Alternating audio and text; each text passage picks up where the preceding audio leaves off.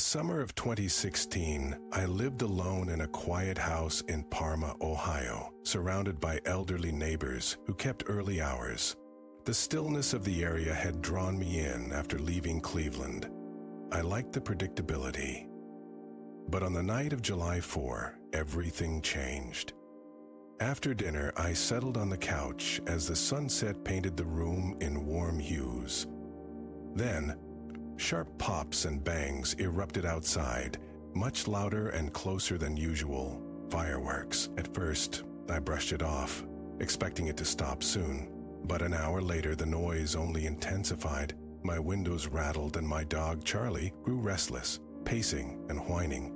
By 10 p.m., I'd had enough. I called the non-emergency police line, guilt gnawing at me, but the noise was unbearable. It felt like the explosions were right in my backyard. The dispatcher assured me officers would check it out.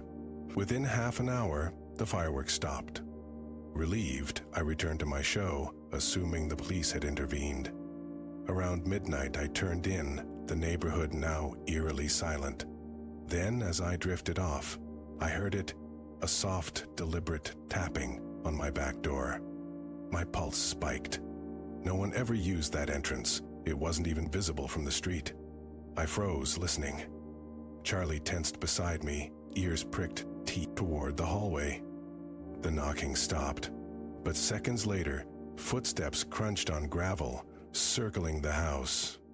Panic set in. I'd forgotten to lock the back gate. A rare oversight.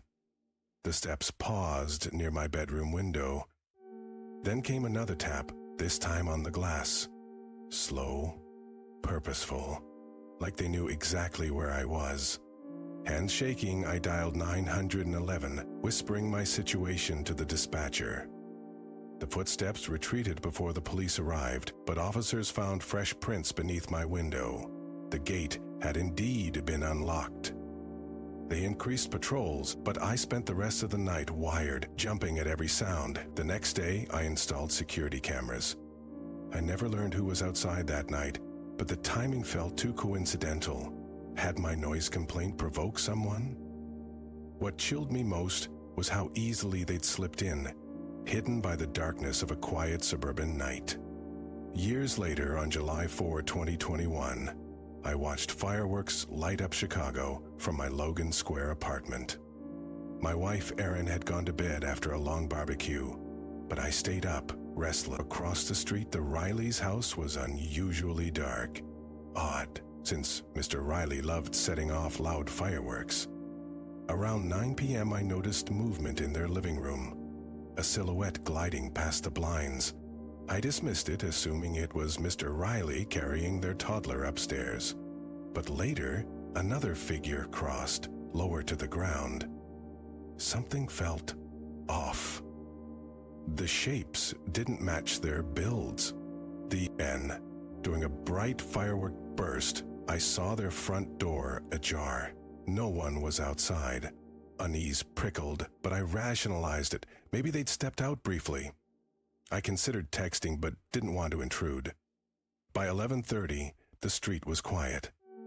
The Riley's door was shut. Lights off. Normal. At 5:47 a.m., my phone buzzed non-stop. Police lights flooded the street. Mrs. Riley sat on their steps, wrists bandaged, voice raw. "They tied us up," she whispered. Intruders had broken in during the fireworks peak, masked and gloved, moving like they'd rehearsed. They'd zip-tied the family in the bathroom, ransacking the house. The noise had covered everything. Guilt twisted in my gut. I'd seen shadows and open door and dismissed it. Security footage later showed two figures pausing on the lawn, one raising a finger to his lips in a mocking hush before vanishing. The worst part? They'd left the Riley's external hard drive untouched. Why? Had they wanted the police to find something? Or had they known which houses had cameras, counting on distraction to slip away? Back in 2006, our Bethlehem neighborhood held its annual 4th of July block party. That year, a stranger named Travis showed up, claiming to be a friend of a friend. He blended in. helping with decorations, laughing with the crowd. But I noticed how often he lingered near the kids. Then Mr. Watkins' wallet vanished. We searched, assuming it had fallen. Travis even helped look at 9 p.m. Panic erupted. 8-year-old Sarah Delgado is missing. I remembered Travis handing her a sparkler earlier. When I asked Matt Hoffman, he said he didn't know any Travis. Police reviewed CCTV from a nearby store. The footage showed Travis watching Sarah for nearly an hour and pocketing Mr. Watkins' wallet. They issued an alert. By 10 p.m., officers pulled over a man in a red cap. His ID was fake. At his rental house, they found Sarah unharmed but bound, along with stolen wallets and multiple fake licenses. His real name was Richard Allen Morse, a drifter with a history of petty theft. No one knew why he'd escalated to kidnapping. He pleaded guilty and got 20 years. After that, our block parties changed. Sign-in sheets, volunteer badges, spotlights on the kids area. Even now, when I hear cicadas and laughter on a summer night, I remember that red cap bobbing among the sparklers. Monsters don't always look the part. Sometimes they arrive with a six-pack and a smile, slipping into the crowd while no one's watching. That lesson stuck with me. On a warm Pennsylvania night in 2006, and ever since, the following summer, the block party felt different. Lighter in some ways, heavier in others. Parents kept their kids closer, eyes scanning the crowd more often. The sparklers and laughter were still there, but the undercurrent of tension never fully faded. One thing stuck with me. Sarah never seemed afraid. Even after what happened, she still ran around with her friends, still laughed the loudest during the water balloon toss. But sometimes, when no one was looking, I'd catch her glancing toward the street, her smile slipping for just a second before she shook it off. As for Travis, or Richard, whatever his real name was, I heard he tried to appeal his sentence a few years later, claimed he was just passing through, that it was all a misunderstanding. The judge threw it out. I still wonder about the wallets, the fake IDs. Had he been watching our neighborhood before that night? How many other places had he slipped into, smiling, blending in, waiting for the right moment?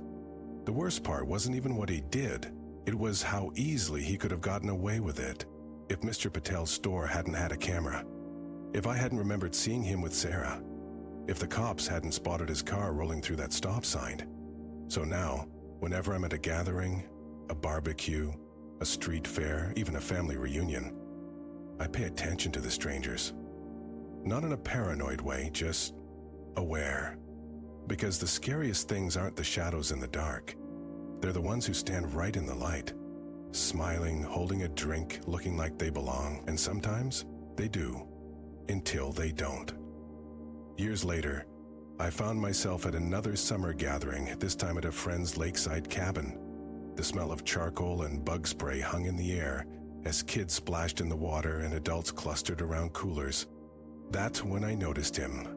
A guy in his late 30s wearing a faded college t-shirt, helping himself to the buffet lee. He'd been invited. My stomach clenched when I saw him crouch down to tie a little girl's shoelace. The way he lingered, just a second too long, his fingers brushing her ankle before her mom swooped in with a "too bright, thanks, we've got it." I watched him all afternoon, noticed how he always seemed to be standing near the kids, but never actually talking to them. How he'd laugh just a little too loud at jokes, how his eyes kept scanning the perimeter like he was memorizing exits. When he disappeared into the woods to take a phone call, I followed at a distance, saw him stash something under a log, a small black bag. My hands shook as I waited for him to leave before checking it. Inside, zip ties, duct tape, and a handful of candy bars.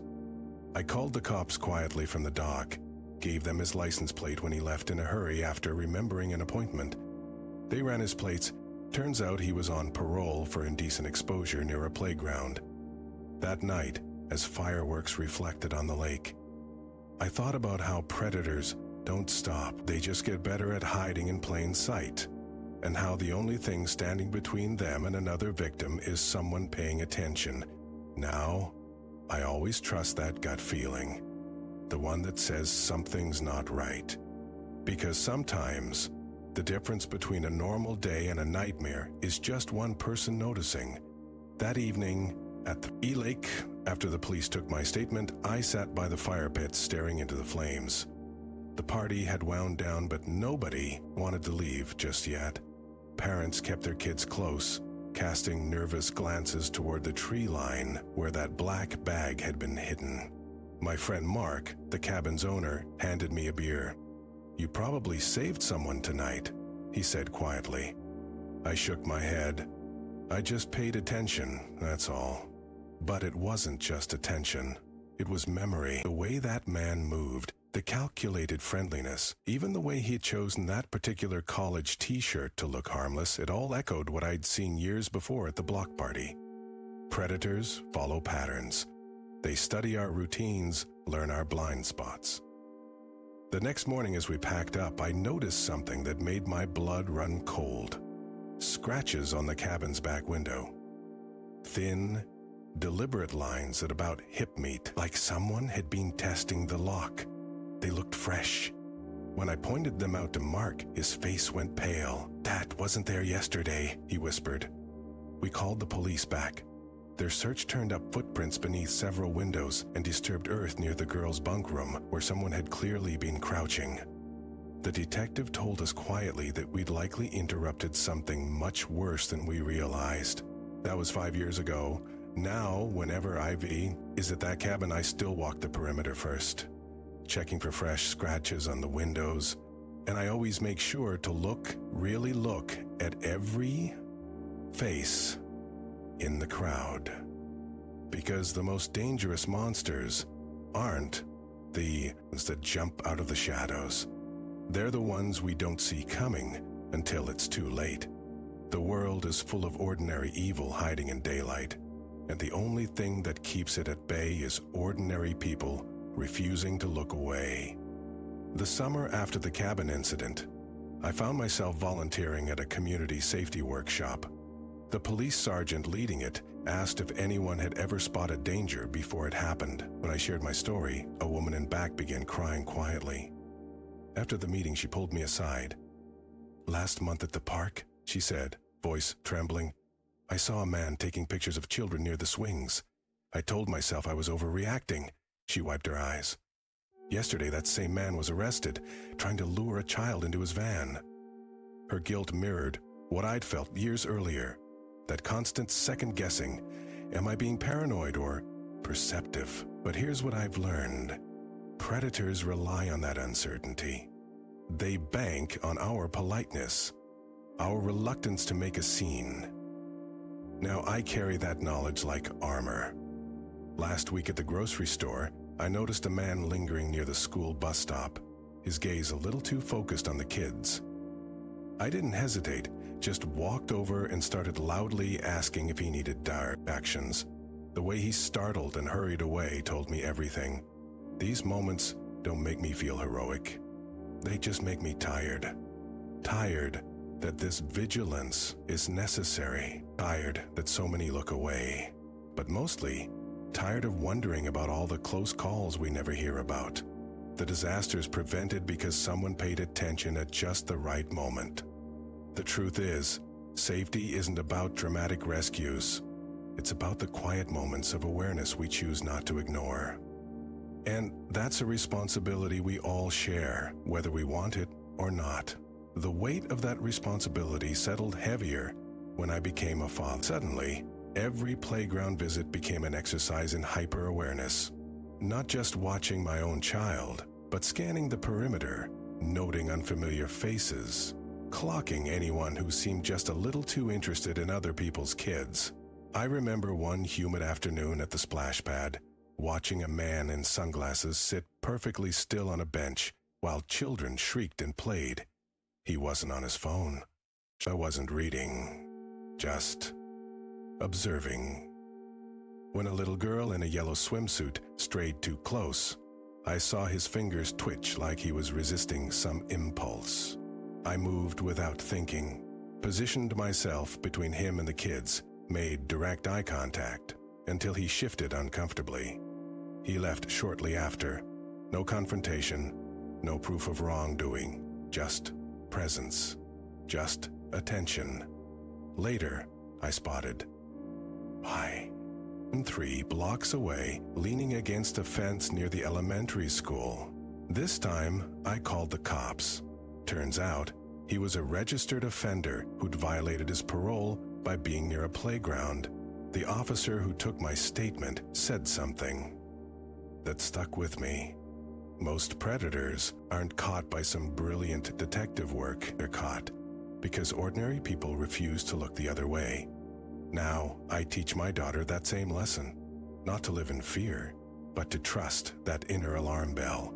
To understand that sometimes being rude is the kindest thing you can do. That speaking up isn't paranoia, it's protection. Because evil doesn't always announce itself with a scream. More often it comes disguised as ordinary, and the only thing standing between it and another victim is someone willing to say, "I see you." The realization hit me hardest during a neighborhood potluck last fall. Paper lanterns glowed in the twilight as kids played tag between the tables. I noticed him immediately, the new neighbor from down the block, standing just outside the circle of light, nursing a soda. Something about how his eyes tracked the children set my teeth on edge. I watched as he struck up a conversation with Mrs. Kowalski, the elderly widow who always brought her famous apple pie. Saw how he subtly steered her toward questions about which kids belonged to which parents. When he casually mentioned being a photographer and offered to take group pictures, my hand was already reaching for my phone. Later, when the police ran his name, they found his hard drive filled with images of playgrounds and schoolyards, all perfectly legal, all deeply unsettling. No charges were filed that night, but the detective told me privately, "We'll be keeping an eye on this one." That's the thing about vigilance. It's exhausting but necessary, like checking your smoke alarms even when there's no fire. Because by the time you smell smoke, it might already be too late. Now, when I walk my daughter to school, I notice things. The van that's been parked near the crosswalk 3 mornings in a row.